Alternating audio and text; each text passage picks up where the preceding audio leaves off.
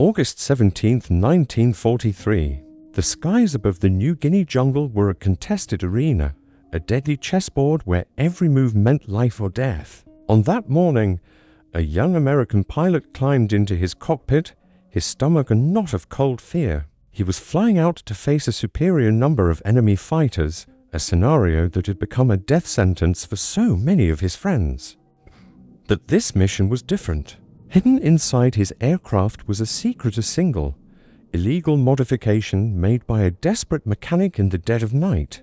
It was a fix that broke every rule in the manual, a gamble that could end in a court-martial or a fiery crash. But if it worked, it would change everything. At the makeshift, muddy airfield of WWII, the air was thick with humidity and the smell of avgas. Staff Sergeant Ray Gable stood silently, a shadow under the massive left wing of the P-38 Lightning. He watched his assigned pilot, Lieutenant Jack Foster, perform his pre-flight check. Foster was just 22, with a boyish face that looked out of place against the backdrop of war. He had flown 7 combat missions. 7 times he had engaged the enemy. 7 times he had returned with empty gun chambers and a growing sense of dread. Intelligence had come in at dawn. A large formation of Japanese A6M Zero fighters was patrolling the northern sector. Foster's squadron was being sent to intercept. Gable had been a crew chief with the 5th Air Force for 11 months. In that time, he had come to know the P-38 not as a machine, but as a living, breathing entity with its own personality and its own fatal quirks. It was a magnificent beast with Allison engines, a central nutshell for the pilot, and to long-tail booms that gave it a sinister, insect-like profile. It was faster than anything the Japanese had in a straight line, especially at high altitude. Pilots called it the fork-tailed devil, but Gable knew its secret heart, and he knew it was broken. In the brutal, close-quarters knife fight of a dogfight, it was a lumbering giant. The enemy's weapon, the Mitsubishi A6M Zero, was its perfect opposite. Constructed with a ruthless focus on lightness and agility, it could turn inside a circle with a radius so tight it seemed to defy physics. It could complete a full 360-degree horizontal turn in the time it took the heavier, more powerful P-38 to struggle through 180 degrees. In aerial combat, the difference wasn't a statistic, it was the gap between the trigger and the target, between going home and going down. U.S. Fighter doctrine was born from this stark reality. The orders were clear, repeated in every briefing: never, under any circumstances, try to outturn a Zero. Use your speed advantage. Climb to altitude, dive like a falcon, fire a burst, and use your momentum to climb back to safety. It was a hit-and-run game. Foster had studied this doctrine. He believed in it, and in the chaotic reality of the South Pacific skies, it had failed him utterly. The Zeros were not just agile, they were flown by veteran pilots who understood American tactics. They would use their climb rate to get above the Lightnings, then bait them. They'd present a tempting target, lure a P-38 into a committed turn, and then exploit that fatal delay in roll response. They would cut inside the Lightning's wider turning arc, slide onto its tail, and that was that. A short burst of cannon fire, a bloom of flame, and another name was stricken from the roster. In the 6 weeks prior, Foster's group alone had lost over 30 P-38s. The official after-action reports, typed up by intelligence officers far from the front, consistently cited the same cause: pilot error, failure to follow doctrine. But Gable, with grease under his nails and the sounds of dying engines in his ears, knew that was a lie. The problem wasn't the man in the cockpit. The P-38's aileron controls, the surfaces that roll the aircraft, were operated by long steel cables. These cables ran from the pilot's control stick, through a complex labyrinth of pulleys inside the long tail booms, all the way out to the wings. Over such a great distance, and by design, the system had a minute amount of slack. A tiny bit of play, maybe 3/8 of an inch at the control yoke. On paper, in the comm environment of a Lockheed factory in Burbank, this was within acceptable engineering tolerance. But at 250 miles per hour, with a Zero filling your windscreen and your life depending on an instantaneous response, that fraction of an inch was an eternity. It created a lag A dead zone between the pilot's instinctual jerk on the stick and the wing's actual movement. Gable had felt it himself during maintenance. He'd reported his concerns to the squadron engineering officer. The response was a dismissive wave. The cable tension was within specifications. Modifying flight control systems was a court-martial offense. Only the factory had the authority to authorize such a change. The factory was 7,000 miles away and pilots were dying today. So, on the evening of August 16th, with the tropical darkness pressing in and the generators humming, Ray Gable made a choice. He was done watching.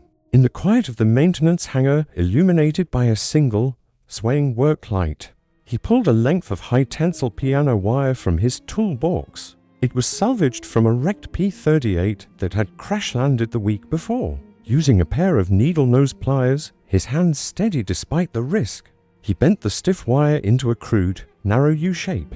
It was a makeshift tensioner. For 8 agonizing minutes, he worked inside the cramped, dark cavity of Lieutenant Foster's left tail boom. The space was tight, the edges sharp. He nicked his finger, and a smear of blood darkened the wire. His heart hammered against his ribs. The sound of a jeep outside might be the MP's. Finally, he installed the device, linking it into the aileron cable assembly. It added mere ounces of tension. It pulled that fatal slack out of the system. He tested it with his hand. The response was immediate, crisp and silent. He closed the inspection panel, cleaned his tools and said nothing. At dawn, he stood on the flight line and watched Foster's P-38, now fundamentally different from every other aircraft on the field, roar down the strip and vanish into the morning haze, heading for its rendezvous with 18 Zeros. The fate of one man, and perhaps many more, now hinged on 6 inches of stolen wire. Gable's resolve was hardened by memory. He remembered Lieutenant Carl Miller, a quiet pilot from Ohio. Miller's plane had returned from a patrol just 3 weeks earlier, its tail section shredded by 20mm cannon fire. Miller had been pale but alive, speaking in a confused, frustrated monotone about a Zero that had read his mind.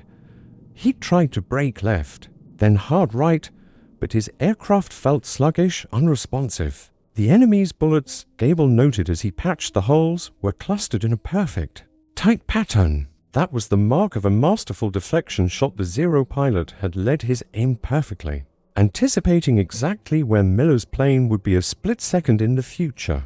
Miller shouldn't have been there if his aircraft had responded instantly. 2 weeks later, flying a different, unmodified Lightning, Carl Miller was killed over a ball. The report, again, said pilot error. Then there was Captain John Ace Reed, a squadron legend with 9 confirmed kills. Reed knew the P-38's limits better than any pilot in the theater. On August 3rd, his flight was jumped by Zeros over the Solomon Sea.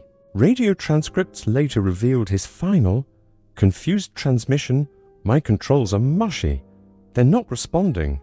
His wingman, watching in horror, said Reed's aircraft seemed to stall in mid-roll, hesitating for a critical moment before following his command. That moment of hesitation was all the Zero needed.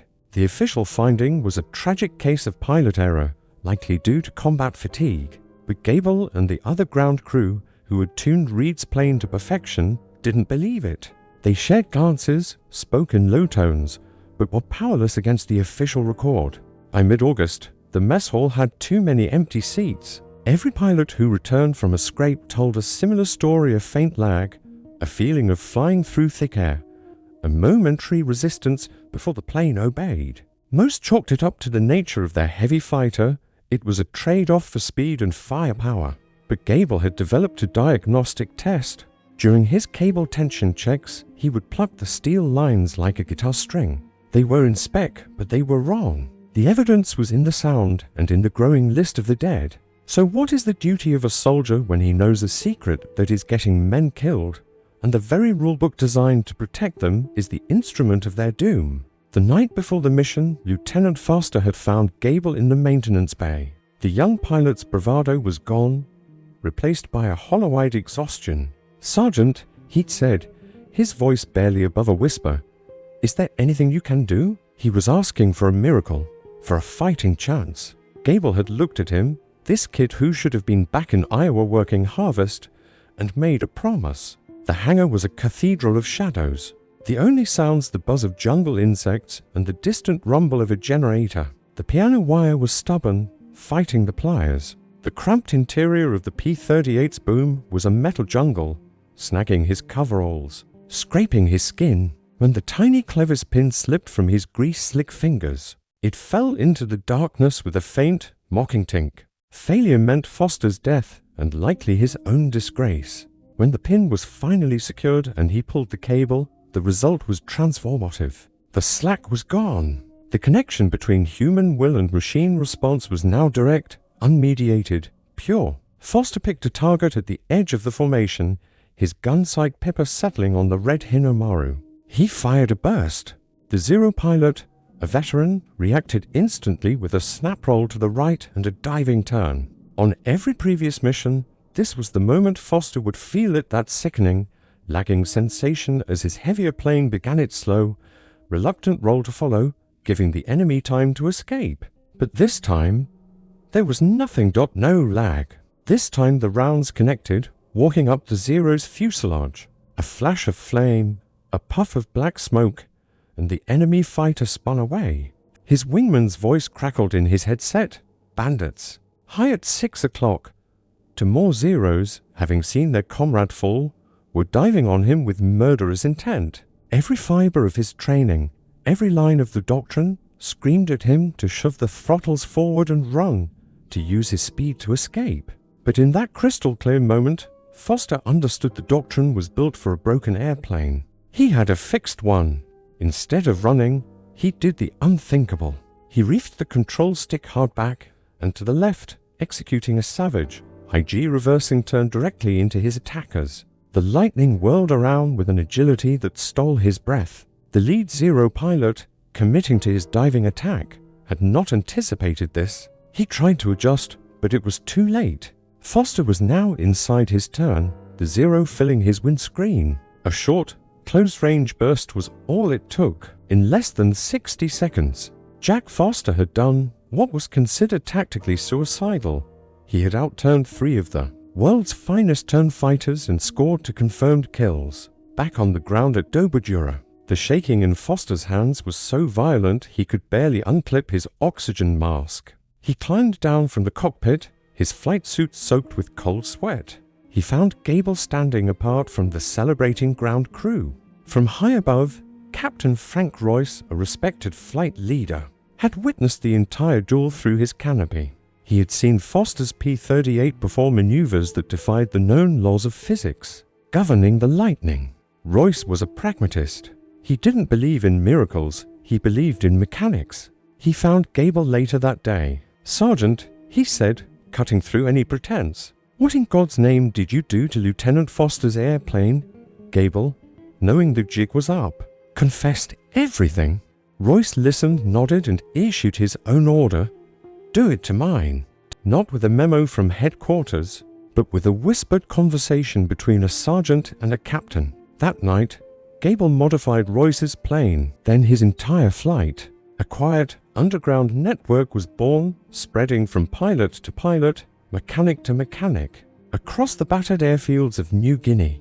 It was a conspiracy of survival, enacted with 6 inches of wire and 8 minutes of forbidden labor. The mechanics became artists of deception, installing the tensioners before missions and carefully removing them before official inspections. The results were undeniable. The kill-to-loss ratio, once a grim 2-to-1 in favor of the Zero, began to level, then tip.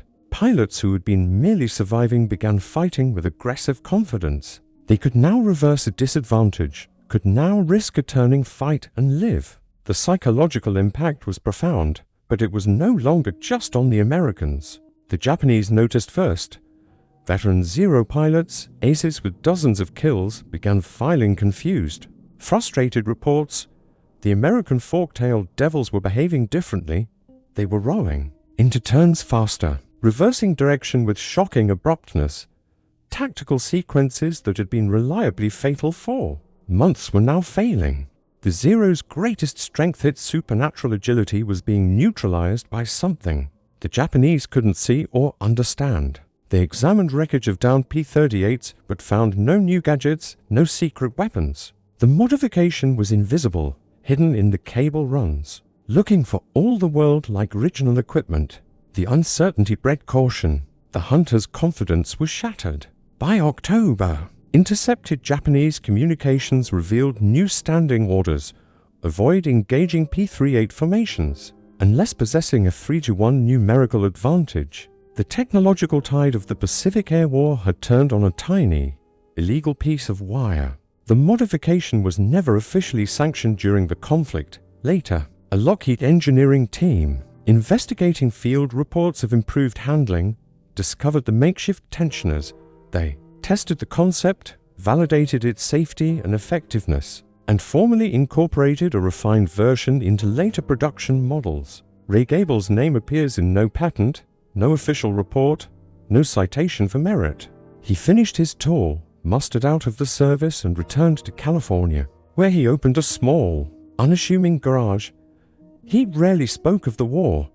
Jack Foster survived his tour, returned to Iowa, raised a family, and for decades, without fail, he called Ray Gable every August 17th. The two men were bound by a secret that had saved one life and, historians later estimated, the lives of nearly 100 other pilots who benefited from the spreading fix. This is how real innovation often happens in the crucible of war, not in the quiet halls of a corporate design bureau, waiting for committee approval and triplicate forms. It happens in the mud and the blood, in the desperate ingenuity of those who face the problem at its sharpest point. It is born from the courage to see clearly, to act decisively, and to bear the responsibility of breaking the rules for a higher purpose. The story of the P-38's piano wire is a testament to the unsung heroes, the sergeants, the mechanics, the craftsmen who, with grease on their hands and a profound sense of duty in their hearts, quietly changed the course of history. If you found this story of hidden courage and desperate innovation compelling,